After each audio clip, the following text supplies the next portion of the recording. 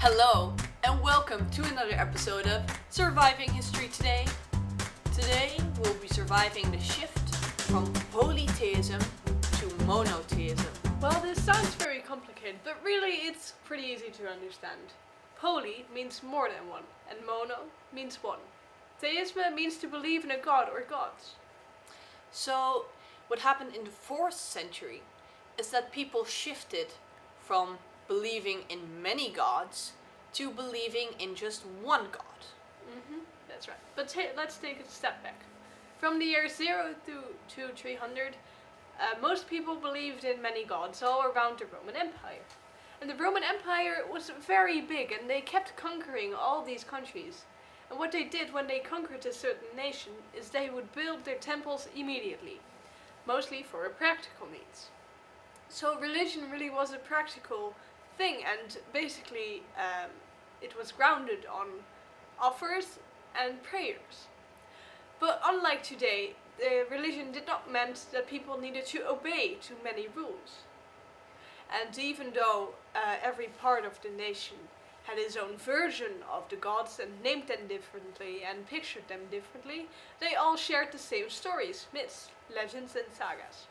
So this kept the nation together. Still, there were many different beliefs, but no one really cared. Except when Christianity and Judaism arose. Yes. Because these religions had followers who did not like listening to Roman rules, which meant that they were very secretive. They didn't respect the Roman Empire. They didn't respect the Roman gods, because they even claimed that their god was the only true god.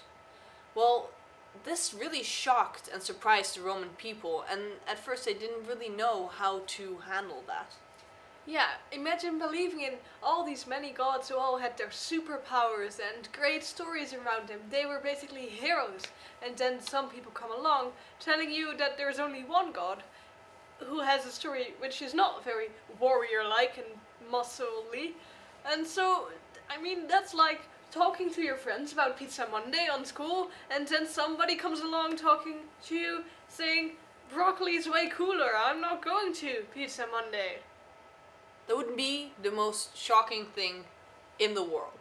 Yeah. So in the backwaters of the Roman Empire, there were small groups who started believing in Christianity and Judaism, but within a few years, and a few years I actually mean hundreds of years, this religion took over the entire Roman Empire and even became the only tolerated religion there, which was very impressive. So in its first stage, Christianity was not really a religion yet.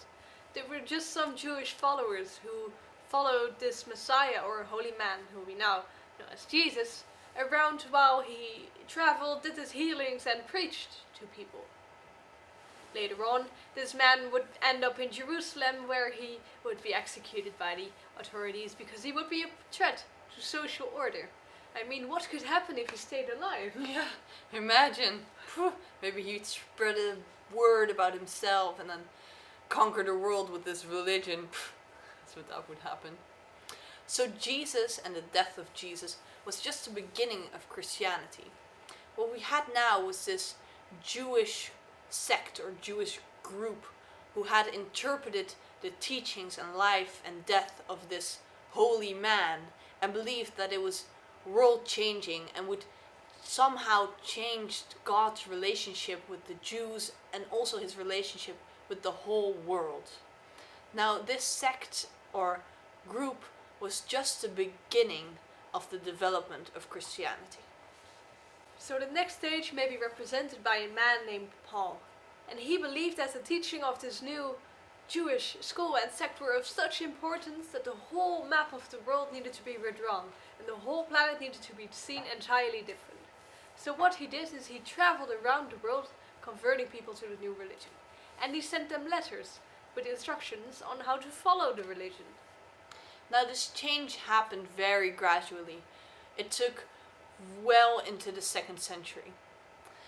What we have to keep in mind is that the development of Christianity was a very complex process, and it wasn't the same in every part of the world. For example, in the year 100, the development of Christianity was very different in Egypt than it was in Rome, than it was in Judea, than it was in Asia Minor. So what we have to do when talking about Christianity is always think, at this time, in this place, how did the Christians see themselves, and how did the Jews see the Christians? What we can clearly see happening everywhere, though, is that Christianity became less and less Jewish and more its own religion. So the 2nd century was the time where Christianity really became a thing. And now that it was no longer part of Judaism, they had to find out what it was, what Christianity really was, what made it different from the Jewish belief, and how could they still hold on to the scripture of the Jewish beliefs, but still be its own thing. How could it hang on to the Old Testament, but be something different than Judaism? And so writers and philosophers and thinkers of Christianity sat down, and they had to think about what their rules were and what the belief really was. And so they set up the New Testament, which followed up on all the events of the 2nd century and their beliefs, and the stories of Jesus, and so. So by the 3rd century, Christianity has really become this new religion. They have their own books, their own rituals, their own rules, etc., etc. But this was also the time of confrontation with the Roman Empire, because the Romans suddenly wake up and realized this Christianity thing might actually become a problem, and thus began the persecution of Christians, where they hunted them down and arrested them in order to stop this threat to society. Mm-hmm. And the Romans were right, because what happened was the Christianity had its victory, and eventually the Roman Empire had to fall. It was the end of the classical era. Exactly. By the 4th century, Christianity had actually become the state religion in the Roman Empire, meaning that all other types of worships were absolutely forbidden. That's all for this episode. We hope to see you next time. Yes, when we're talking about not religion. Not religion. Bye, alligators.